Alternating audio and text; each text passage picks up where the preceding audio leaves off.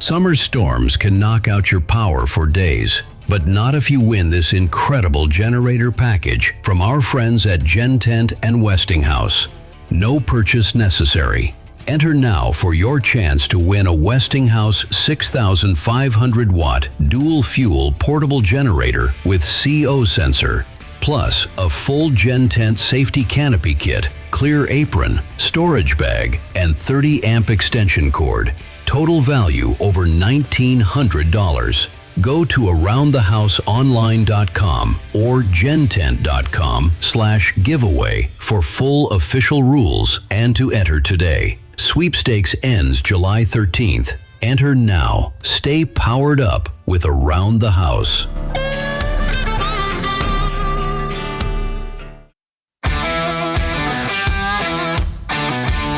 From coast to coast, it's the nation's #1 home improvement radio show and podcast with certified kitchen designer Eric G. and co-host John Dudley, a former contractor and online technology expert, delivering real fixes, smart tech, and trusted advice.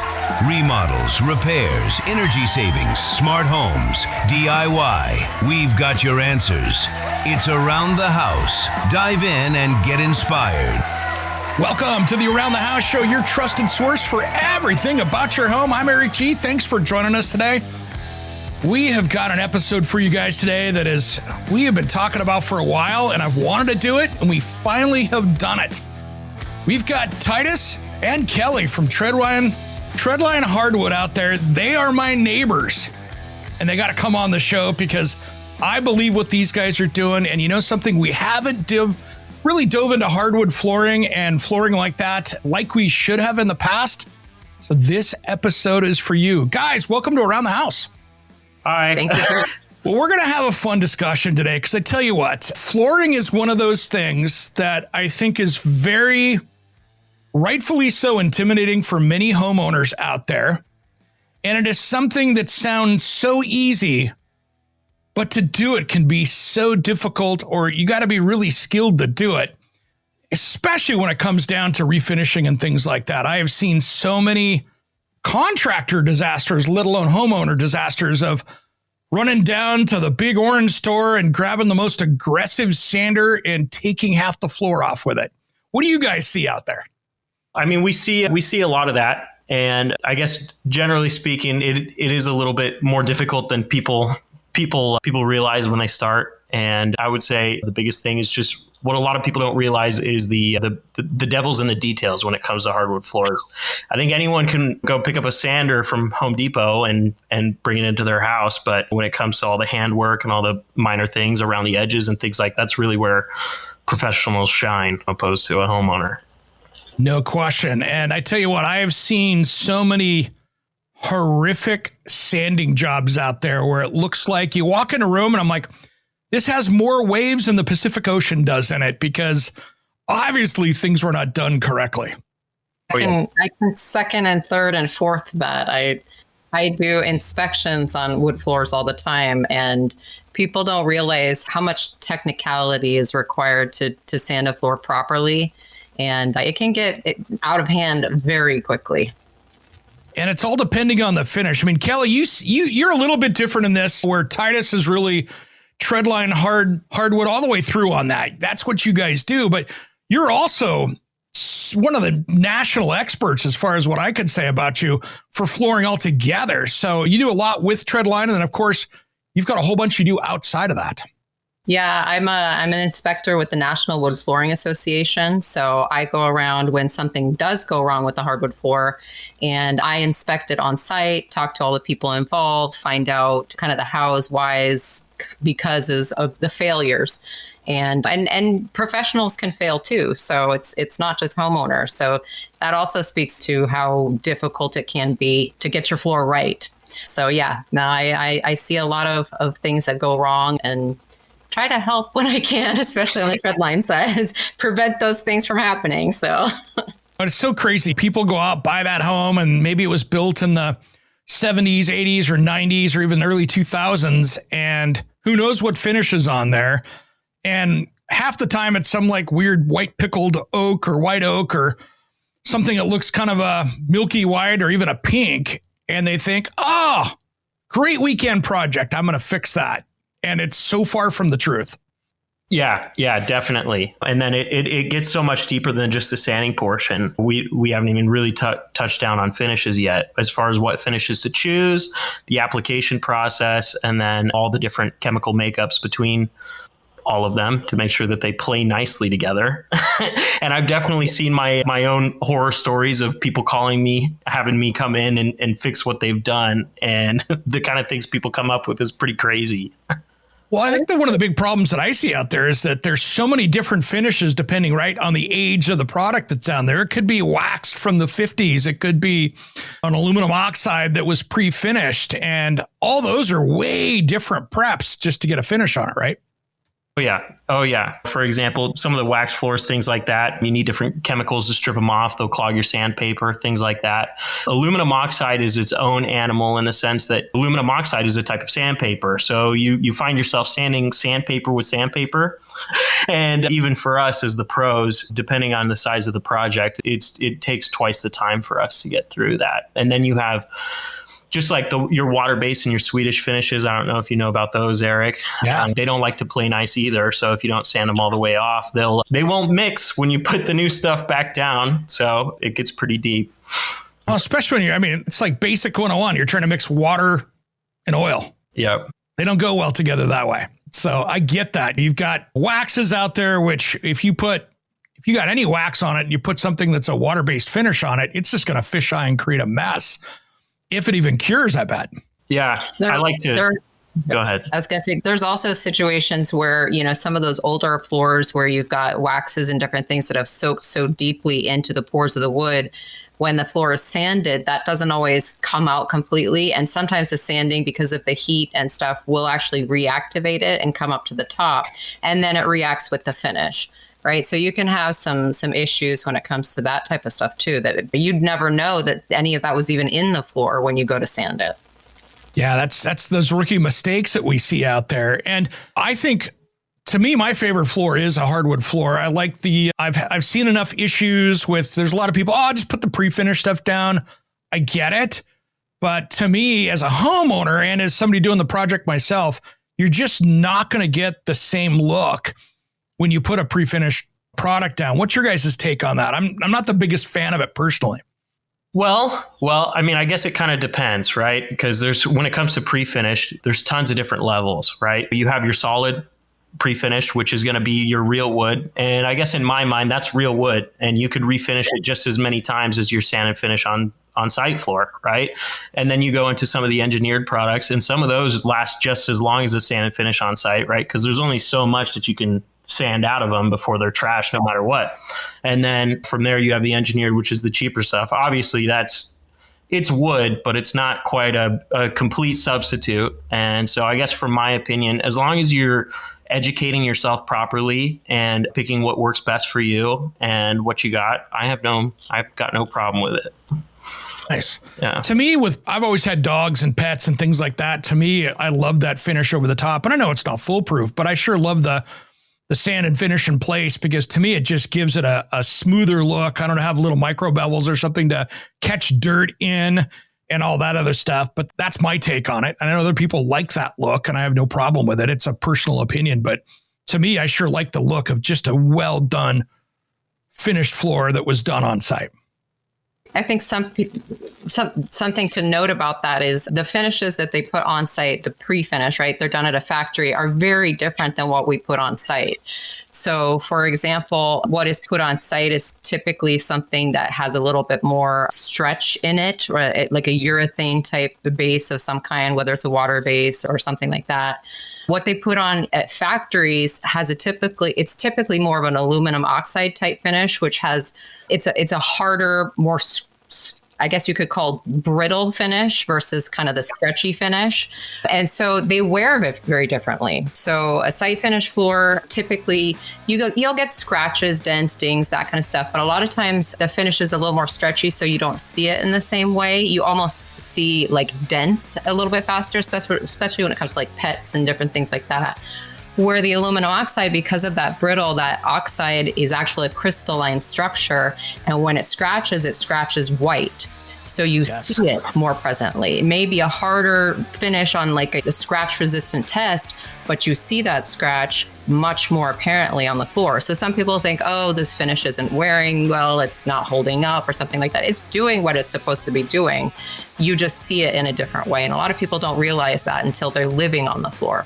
To find out more, head to AroundTheHouseOnline.com. Around the House will be right back with more from Treadline as we talk about the secrets of flooring.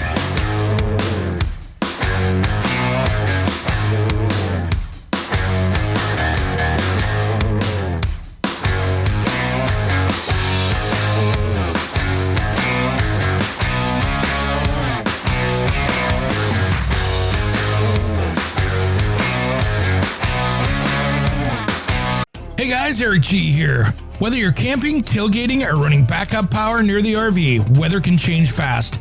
A generator still needs to run outside, but rain and snow can put your power plant at risk. Gen 10 helps protect your portable generator while it's running, without blocking airflow or access to controls. Keep your power ready for the trip, no matter the weather. Visit gen10.com/Eric G. While you're there, make sure and use promo code PREPARE for $25 off any Gen 10 kit through July 4th. Around the House is sponsored by Instabid.pro. How long does it take you to put together a contractor estimate? If it's more than 5 minutes, you're probably losing jobs to whoever gets there first. We built Instabid after losing a $13,000 job because my quote was too slow. Now, I generate a professional PDF estimate, real materials pricing, real labor costs for your zip code in under 5 minutes. Painters, roofers, all the trades. Let Instabid.pro do the hard work for you. Try it free at Instabid.pro. Use code ATH50 for 50% off your first month. That's Instabid.pro. Code ATH50.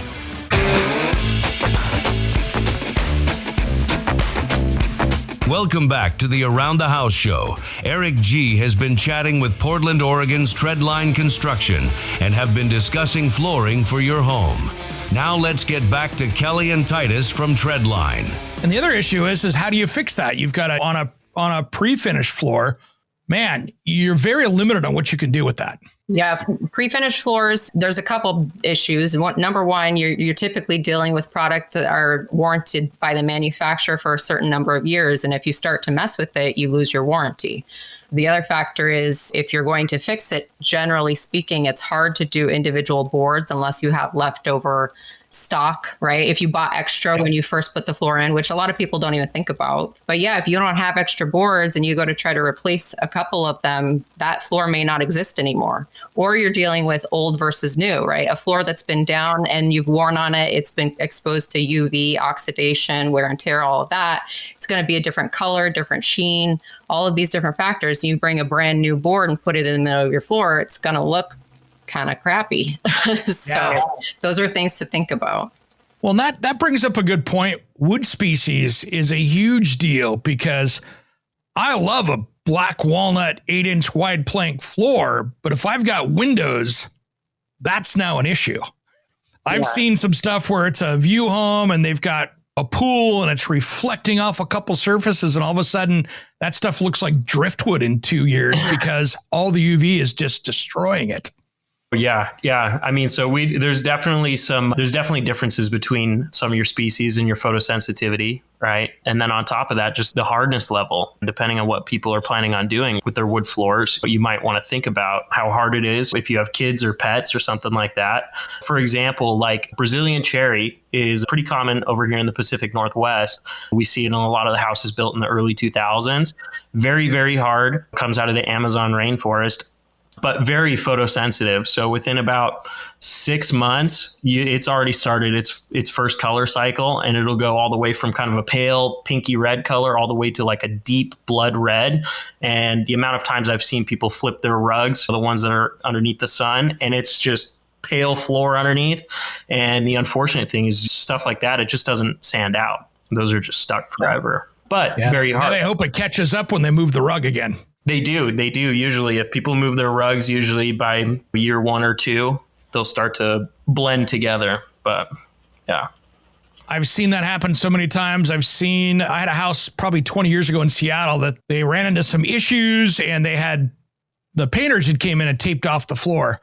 And there was a lot of sun coming in off the Puget Sound reflecting in there, and they pulled it up and there were tape marks everywhere, and they just had to wait it out, which was not their answer they wanted to hear, but there was not really another way to deal with it. No. Yeah.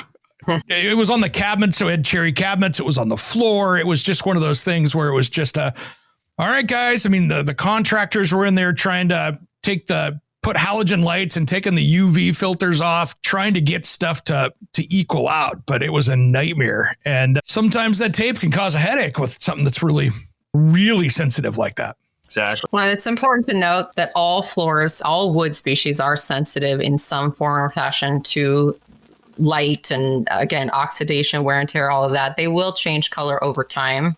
There are just certain species that are more prone to that than others, right? So typically most people here in the Northwest have like an oak floor, red oak, white oak, something like that.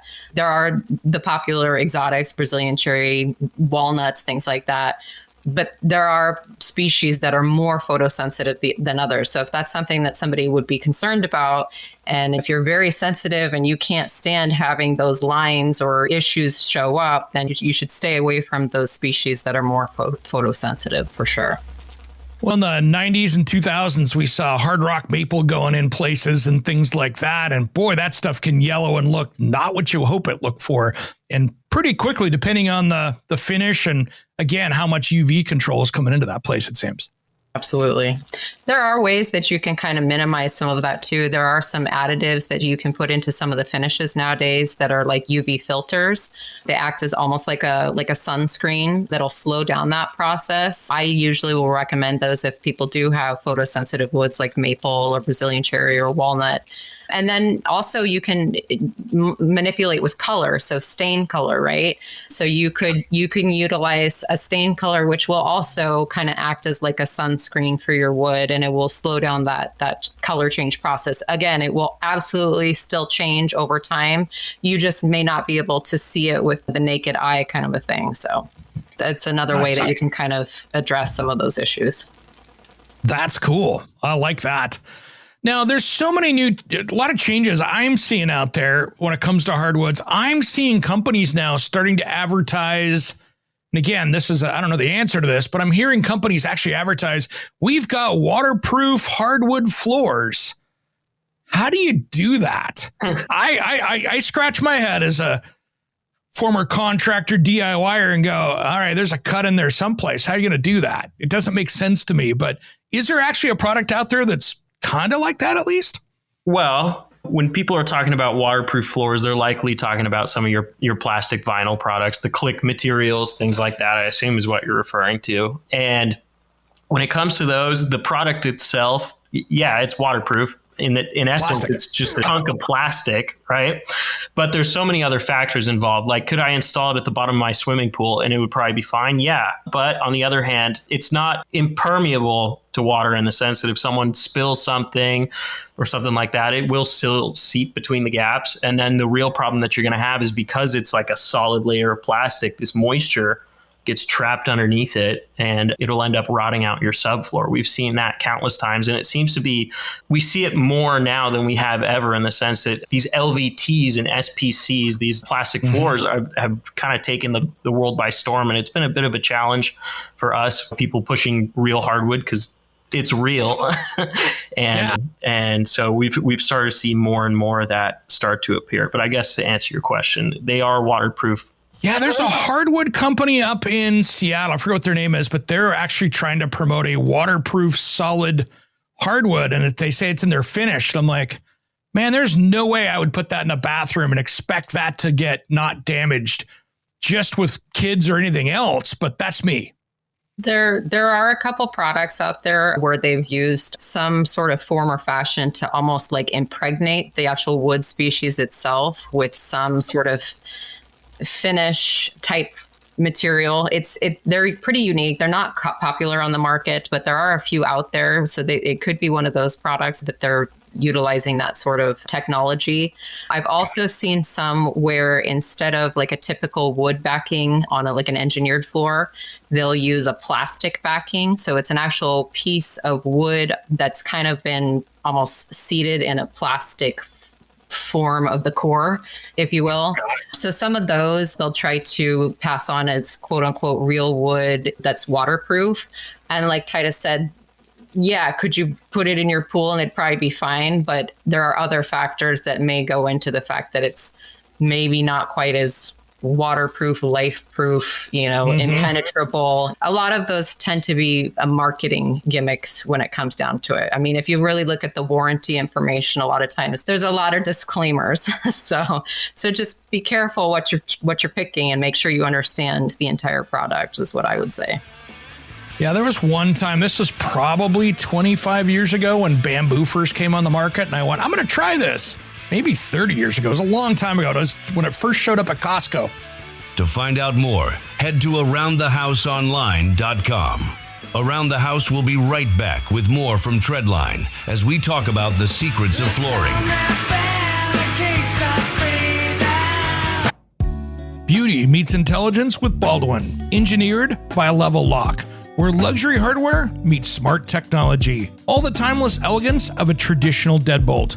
Now, with the smart system hidden inside the door. No bulky hardware, no visible batteries, just beautifully crafted solid brass. Unlock with your phone, keypad, or even a classic key. Let guests in remotely, seamlessly every time. Advanced Bluetooth, Wi-Fi, and Matter compatible. Powerful performance without changing how your door looks. Security, convenience, and stunning design working together perfectly. Baldwin by Level Lock. Luxury unclocked. Check it out for yourself at baldwinhardware.com/level or your favorite hardware showroom. Hey everyone, this is Jim, producer of the Around the House Show podcast.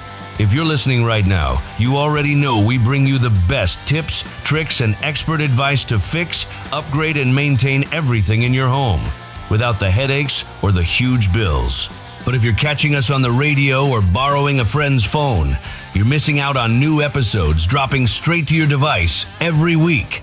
So do yourself a favor, hit pause for just a second, grab your phone, and subscribe to Around the House Show on your favorite podcast player. Whether it's Apple Podcasts, Spotify, YouTube Music, or wherever you listen. It's completely free, and you'll never miss an episode again. Thanks for supporting the show. Now let's get back to making your house work for you.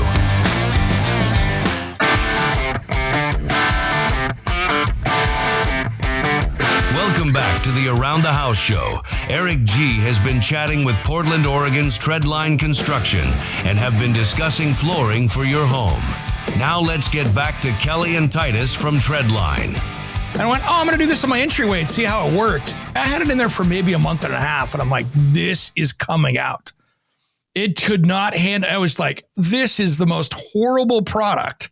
It was just getting, I had kids, but it was just getting tore up so quickly. And boy, I'm happy I didn't do the whole house with it, but it was just fell apart so quickly. Once you got through the wear layer on it, it just came apart like it was grass. It is basically. It's a fast growing tree-ish grass, whatever you want to call it. And basically they just take the fibers, pull them all apart, and then put them back together with a bunch of resins.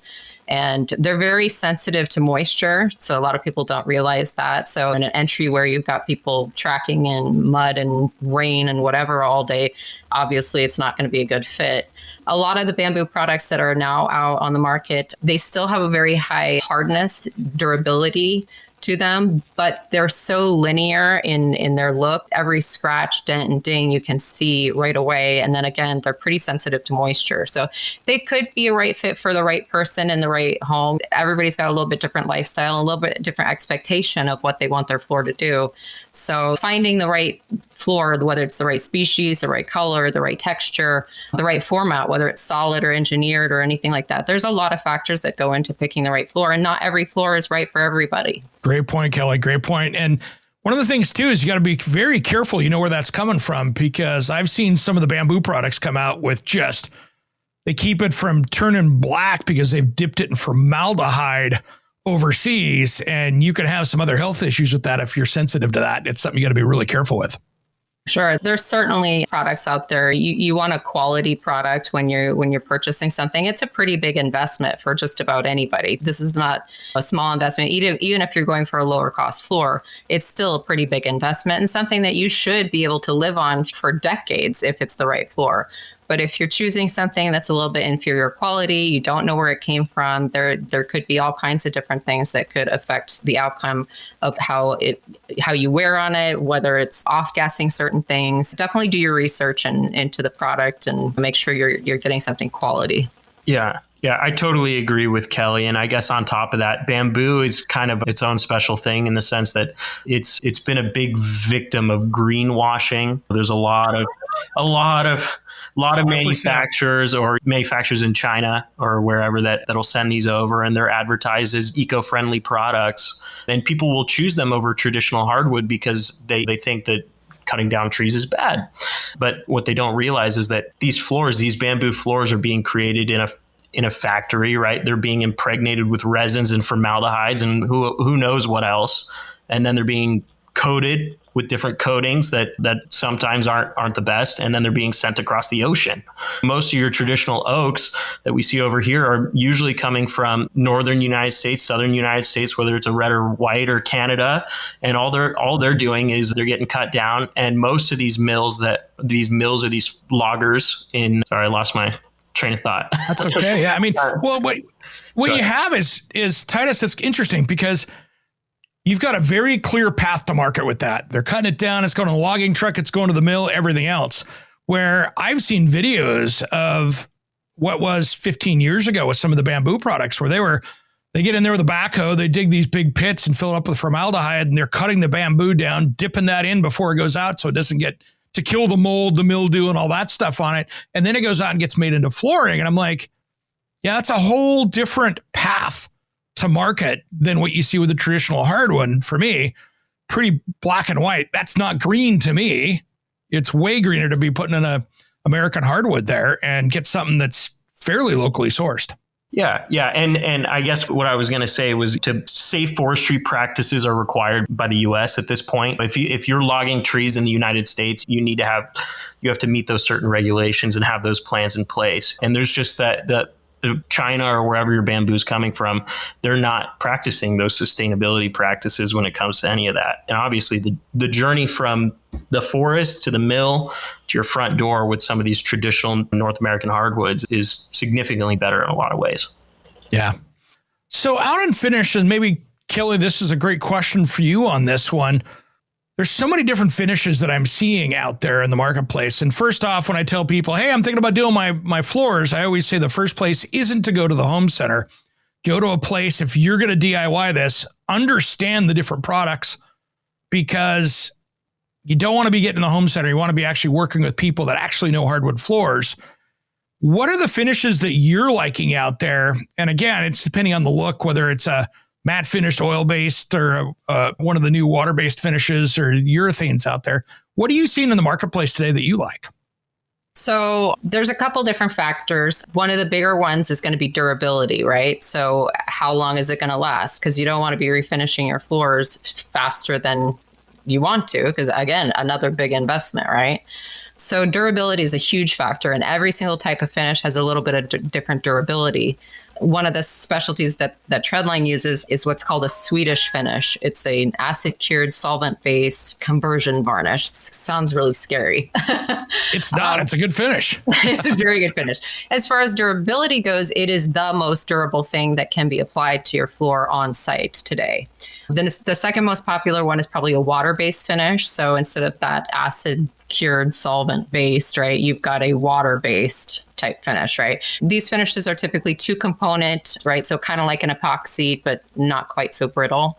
But the durability between the two is night and day. So like a water-based finish, a typical refinish is going to be somewhere in the 5 to 7 year mark. A Swedish finish, you're typically going to get somewhere between 10 and 20 years, depending on your lifestyle. That may not be a factor. If you're a little grandma that never has anybody over and you wear socks, like a water-based finish would be more than sufficient for you. But somebody who's got 5 dogs and 5 kids and wears shoes all the time, they're going to want something a little more durable, right?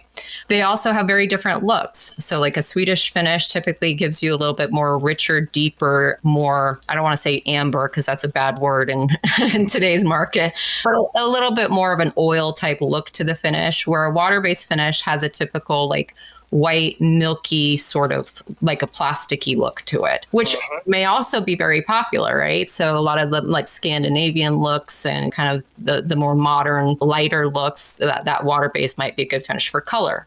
Color versus durability, which one's more important to you? And then there's also other finishes out there. One that I really like it's called a penetrating oil. It's not a film-based finish. So a film-based finish, like these Swedish and water-based that we're talking about, is a film that sits on top of your floor and you wear down on it over time. And then when that's worn off, you put more film on it. A penetrating oil is an oil that actually seeps into the pores of the wood, freezes inside those pores, and then hardens, and that's where your durability comes from. It actually raises the hardness level of the species of wood that you're putting it on. And those floors, when you're wearing on them, you can't see the scratches in the same way because there's no film that you're scratching on. So if you're kind of looking for something that's a more natural, like no sheen, like a very traditional European sort of look, a penetrating oil might be a great option for you. So there's a lot of different options out there. Those are just 3 of my favorite ones and the most popular ones that we see, especially here in the Northwest. But every single one has its own pros and cons. And I would certainly talk to a professional about what would be right for your home and your lifestyle, because everybody's got a little bit different factor that needs to be considered.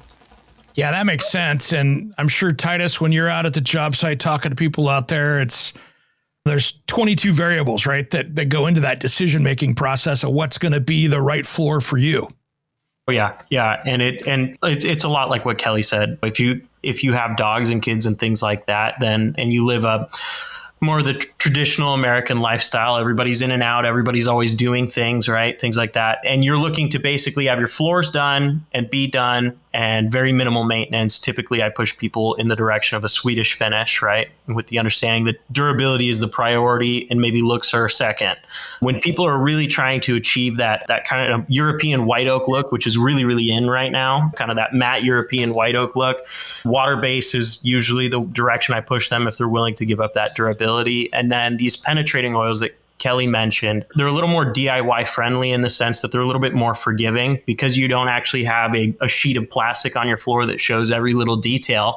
When it comes to touch-ups, things like that, a lot of these products are marketed as touch-upable. If you scratch your floor or replace a section or something like that, typically they're much easier to blend. That being said, they probably come with the most maintenance. For lack of a better term, it's like living on a cutting board. You need to make sure that you oil it regularly, clean it regularly, shoes off, things like that. But that being said, it's much more forgiving and sometimes a little bit more long-term and a little more DIY. That makes sense. I've been out looking at homes with my girlfriend and we've been out trying to figure out, okay, what's our next place? Because I like doing my projects. I am still shocked out there with LVP flooring, and I'm going to get on my little soapbox for 30 seconds here. How many people that are building in our area in the Pacific Northwest, $1.5 million homes, and all I see is plastic floors everywhere, and it's driving me nuts. Yeah, it drives me nuts every day. Every day I see them. And it's a ton of different factors. And I think the biggest thing that bothers me about LVP floors is they're not forever, in the sense that they print them out of their magic Play-Doh machine that makes these boards, right? People put them down on their floor and they're considered definitely an economical solution that give you that kind of hardwood-like look. But once you're done with them, they have an average lifespan very similar to even these finish on-site floors, about 10 years or so. And then once you're done with them, once you've worn through them, there's no recoating process. There's nothing like that. You can't sand them back down and go again. They go in the dumpster. That's terrible. The average lifespan of a wood floor, for example, your traditional 2.25 wide white oak or red oak, which a lot of people in the Northwest have in their homes, you can get on average 6 to 7 sands out of them. Usually these floors outlive the people who own these houses. Probably in the next 30 to 40 years for some of these older homes that they're old and dilapidated and throwaway houses at this point. What they're going to start doing is they're going to start tearing down these houses and pulling these floors out and selling them as reclaimed. And they'll probably still have another 50 years left in them. It's just another level. Great point. It's just driving me crazy because I walk through some of these homes. They've been either flipped or they're a brand new build. And I'm like, okay, is this flooring going to separate in 8 months? Are you going to start seeing those things come apart? And I see the same problem with that, with where people put them in older homes where there's maybe a little more bounce on the second floor.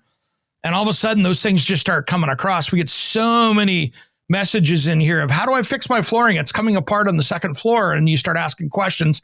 Oh, it was built in the 20s and maybe that was storage. So it's like 2x6s up there. It seems to me the more the floor moves, the more those things tend to come apart. And then I always tell people, if you're going to have to tear the whole thing out, just go put the right thing in. Don't go through the labor to do it twice. Because if it came across once, it's probably going to do it again. Yeah, it definitely goes kind of into that conversation about value. And the term I always like is the buy once, cry once, in the sense that if you're looking to do something and be done, and there's a lot of hard work involved, but once it's done, it's done. And you never got to think about it again. So Kelly, when you see warranty claims out there with a lot of the hardwood companies, is a lot of the problems installation, or they put it down in the basement over concrete and things are cupping and they don't know why? Is it those kind of things, or what do you see a lot these days?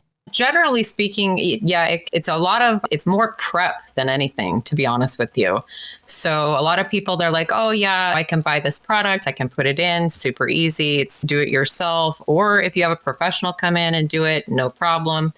But where I see the biggest downfall is they haven't prepped anything properly. So every single one of these floors requires some sort of moisture retarder, moisture vapor, moisture barrier, depending on where you're installing it. So whether it's in a basement over concrete, or if you're on the second level on some sort of wood substrate, they still all require some sort of vapor retarder or barrier. A lot of times people don't even know that's a requirement and skip it altogether. All right. The other part is, like, I guess you could say flatness of the floor, the substrate. This happens a lot in basements, like you mentioned, over concrete. Typical basement concrete floors are not flat. And if you put down some sort of floating product, click product, like you mentioned, like the LVP, those require pretty significant flat floor. Otherwise, you'll have that bouncy and those tongues and grooves can move and crack and get destroyed. So those are all factors that people don't even think about. A lot of times people don't read the instructions on how to install them and right, get themselves into trouble. And once these floors have failed, they are throwaway floors. There's not a whole lot you can do. Once those tongues and grooves have cracked, that's it. Then you're into replacing a floor. So definitely prep work, I find to be a big factor in failures when things like this happen. Yeah, I love watching water damage. I had one that my brother and I picked up a house out at Cannon Beach that we worked on a few years back. And it was known as the blue tarp house. It had 15 years of blue tarps on this roof. And when we went to look at it probably 3 years ago, it had so many blue tarps up on it, but the water was coming through the ceiling like halfway on garden hose, and it was hitting the hardwood floors in the oak floors in the living room. I'd never seen it this bad. I'm sure you guys have, but the 2.25 pieces had swelled up in the living room so much they were back to back, and it was 3 inches up in the middle of the floor. And I was like, wow, holy smokes. Shows you how much that floor can move when it gets too much moisture in it. Absolutely. Absolutely. And you're mentioning kind of an extreme with a lot of water coming in and like a big flooding situation. But I also see this happening when it comes to people's HVAC systems. A lot of times the humidity levels will be off. It's too wet inside your house. Sometimes it could be weather related. Sometimes it can be other factors related to how your house is kind of sealed up or not sealed up one way or another. And wood floors especially, but also some of these plastic LVP PVCs and other floors, they are very sensitive to moisture and temperature. They have a sweet spot. We kind of call it like a Goldilocks level, right? You want to have your home between 60 and 80 degrees Fahrenheit, and you want your humidity levels between 30 and 50% relative humidity year round for the life of the floor. And if you can't maintain your home conditions within those parameters, you will have problems. They're going to be cupping and crowning. They're going to be gapping when it's really dry. And that's a normal behavior for a wood floor or even a plastic floor to do. It's kind of like people. They're like living, breathing products because they do move and change with the changes of these conditions. And a lot of people think you just put it in and you forget about it and don't have to worry about it. But as soon as one of these conditions changes, that floor is going to adapt to that and change, and it could be problematic. Could be normal behavior. Again, some of those things can be seasonal. When it gets really dry outside, the air is a little bit drier, so you might see some shrinkage. If it's super rainy and wet, and you might see them swell up a little bit. And then when that season changes, that'll go back to normal. That would be normal seasonal change on a floor. But that if it's not happening on a regular basis, then it might be something that's problematic to the conditions of the home. So true. I had an expert on here a few weeks ago that said that 81% of homes in the United States needed dehumidification. And I'm like, holy smokes. So if you're getting up in that 50, 60%, yeah, now everything's getting expanded. And then when we get into those months, whether it's wherever you're at in the country, where maybe you've got the air conditioning running and it's way dry, or the heat running and it's dry, yeah, that's just more problems of things moving around. The more stable you can keep it, the happier the whole house is. Well, and the more happy you are as a person. If you can put a humidification system control in your own house, it's actually better for you to live in. It actually will change your energy bills, your heating, your actual heating system and air conditioning system are more efficient. And then all of your wood products in your entire house. And it's not just the wood floor. It could be the wood casing around your windows and doors, trims, your cabinetry, all of that stuff is sensitive to that. A lot of times you don't pay attention to the little gaps and cracks that are everywhere, or whether they swell up or shrink down. But those are happening all the time throughout your entire structure. Yeah, I saw an insurance claim probably 10 years ago. And in my background as a kitchen and bath designer, they had your typical 80s, 90s thermofoil cabinet. So it's the particle board with the vinyl wrapped around them that's shrink wrapped. I walked in and I have never seen woods just swell up like that. Well, come to find out, it was a rental, and the people had in the basement had a pot shop going down there. So they were 80% humidity in this house, and they were doing the basement. And I had never seen anything explode like that, because the doors had fractures from where the vinyl had just tore apart because the particle board really had swelled up probably 30 or 40% just from the humidity. And I wish I would have taken better pictures back then, because it just told such a story about humidity in the house of visually what happens if you don't control it. Yeah. And I guess kind of the other side of it, a really dry floor, you'll have problems as well. We talk about all the extremes because they're the ones that are most catastrophic when it comes to high humidity levels or high levels of moisture. On the other hand, low humidity levels, you'll end up with very gappy floors. And then typically they'll get loose and you'll develop squeaks and pops and other issues. And I've seen it go both ways. I've seen installers install floors that are too wet and they dry out in the house and shrink up. And I'll get phone calls, hey, my floor is really poppy. It's bouncing around. Things are doing stuff. It was nailed down. I don't know what happened. And it's just the floor just shrank down and it's too small. Yeah, absolutely. And then that's a hard one, because, okay, what are you going to do to get it? Are you going to raise humidity in there slowly? What are you going to do so you don't overcompensate for that? Yeah. And unfortunately, if the floor was just that wet and it shrank that much, there's really nothing you can do. No. You make your whole house that makes wet. sense.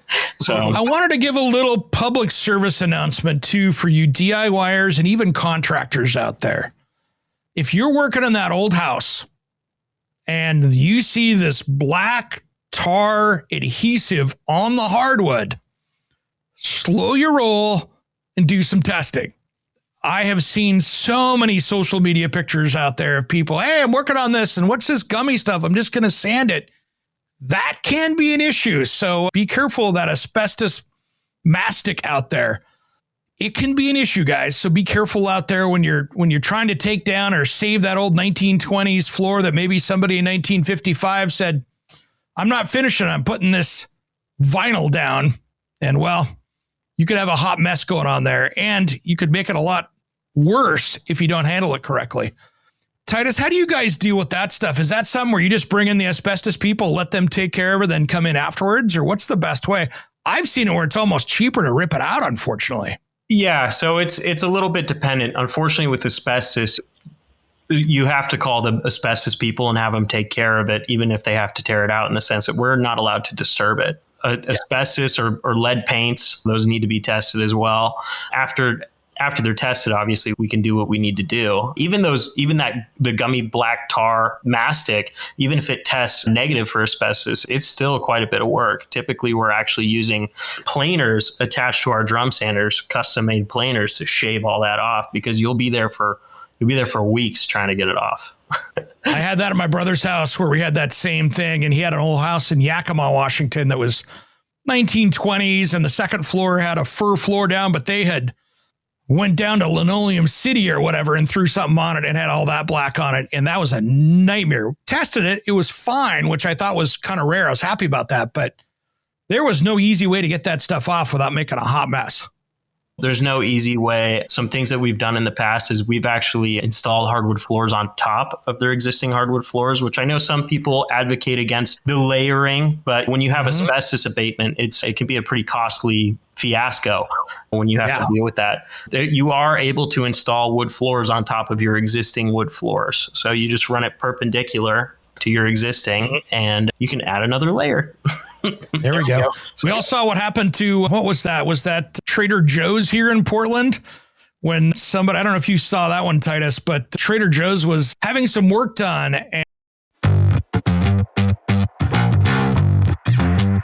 Hey folks, Jim here, producer of Around the House Show.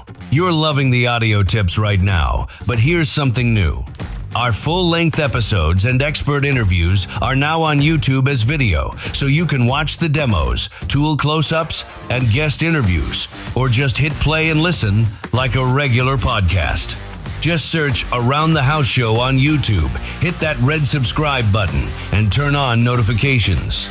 It's free, and you'll get the best of both worlds, visual how-tos when you want them, audio when you're on the go. Don't forget to subscribe on your podcast app too. Thanks. And now back to the show. Hey, it's Eric G from Around the House. Quick favor. If you're enjoying the show, the absolute best way you can support us is by leaving a quick review on your favorite podcast player. Apple Podcasts, Spotify, whatever you're listening to. It literally takes 30 seconds. And here's why it matters so much to us. Those reviews help new listeners discover the podcast. Tell the algorithms we're worth recommending and give us the feedback we need to bring you even better episodes. More of the topics you love and guests that actually move the needle for you. That helps us help you. It's as simple as that. So if the show's been useful, funny, or just made your day a little better, pop over right now, drop a star rating and a couple of sentences. We'll be genuinely grateful. Thanks for being a part of the Around the House crew, and let's keep that conversation going. And they went scraping away and sanding away on the tar mastic while the store was open, and that was shut down, I think, for 3 weeks by the contractor cleaning the store up. And I'm like, holy smokes, that had to have been an expensive mistake. Yeah, you imagine what that insurance claim was for that contractor, because that was ugly. But yeah, it was interesting news. When I saw it, I was just like, it was just a gut punch. I'm like, oh, someone who didn't know what they were supposed to be doing. Yeah, or didn't know what to look for. The right people will look and go, that's probably asbestos. You should get it tested. I guess if you don't know, you don't know. Yeah, you don't know if you don't know. And that's why bringing in the right professionals to look at the job can really be key. And Titus, what do you recommend for people out there? There's a lot of people out buying homes right now, and they're walking around and they see that, boy, the hardwood could be cool, but it's the wrong color. If someone is going to reach out to you guys and say, when do you like to do that in the process? To me, it makes sense to, before you move in, to go have it done So that way you can have it cured and ready to go and you don't have to be moving furniture around. But for those new home buyers out there looking for older homes that they want to refurbish, when do you recommend that to be done? As far as the wood floors go? Yeah, as far as wood floors, maybe it's got that 1970s white oak and Lake Oswego, let's say. Yeah. Do you recommend they go ahead and just do that right off the bat?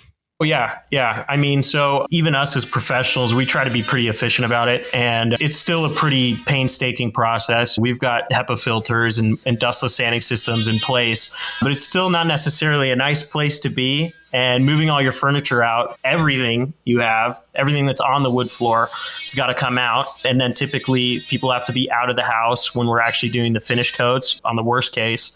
So I definitely recommend if you're purchasing a new home and you're thinking about doing the hardwood, it's much better to bite the bullet and do it now before you move in, and you'll be done.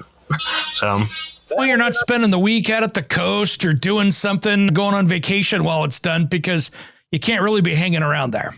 Yeah. People can be around, at least for the sanding portion. We've got the dustless part down to a science. So the guys aren't wearing masks when they're sanding the floor anymore. But when it comes to these finish coats, I would say the majority of the finish that we put down is that Swedish finish that Kelly mentioned earlier. It's some pretty stinky stuff. The fumes in the air are pretty substantial. We're wearing full face respirators. Our noses are burning. Our eyes are burning. It's nasty stuff, but it cures pretty quickly. So usually people got to be out of the house for 2 nights is what we tell them. And usually they'll go off to the coast or wherever that is for those 2 days. And they can usually be back in the house as soon as that next day after we put that final coat down. Because it's a conversion varnish, kind of like an epoxy. It cures very, very, very quickly. And so if you can avoid doing it while living there, or you have the opportunity to do it before you move in, that's the time to do it for sure. Amen. All right, guys, we're running out of time. It goes so quick. What is the best way if someone's out there going, man, I'm in the Portland area and holy smokes, I got to get Treadline out to my house. How do they find you guys? The best place to find us is probably on Google. If you Google Treadline Hardwood, comes right up. We actually just finished building our new website. So there's tons of good information, educational information on there about what things to expect, what to look for, just good resource. Or you can reach out to us at 503-855-30 and get a hold of the office. And likely you'll talk to me. Nice. Guys, thanks for taking the time today. And you guys out there in the Portland area and nationally across, there's always going to be somebody good in your area, whether you're down in Florida or New York or any one of our places out there. Find your local experts. In Portland, these are mine. But you're going to have some around there that really know what they're doing, what works great for your climate. So search out those people out there if you're looking to get your floors done. But Treadline, you guys always do beautiful work out there, and appreciate you guys taking the time today. Yeah, thank you. Thanks for having us. All right, guys. I'm Eric G. You've been listening to Around the House. No one ever talks about the nights they went to bed, counting them sheep, catching Z's, getting beauty rest. Acting your age don't make the good story. Knock one back, no buzz, no.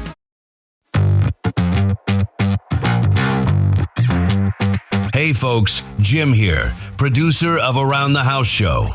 You're loving the audio tips right now, but here's something new. Our full-length episodes and expert interviews are now on YouTube as video, so you can watch the demos, tool close-ups, and guest interviews, or just hit play and listen like a regular podcast. Just search Around the House Show on YouTube, hit that red subscribe button, and turn on notifications. It's free, and you'll get the best of both worlds, visual how-tos when you want them, audio when you're on the go. Don't forget to subscribe on your podcast app too. Thanks. And now back to the show.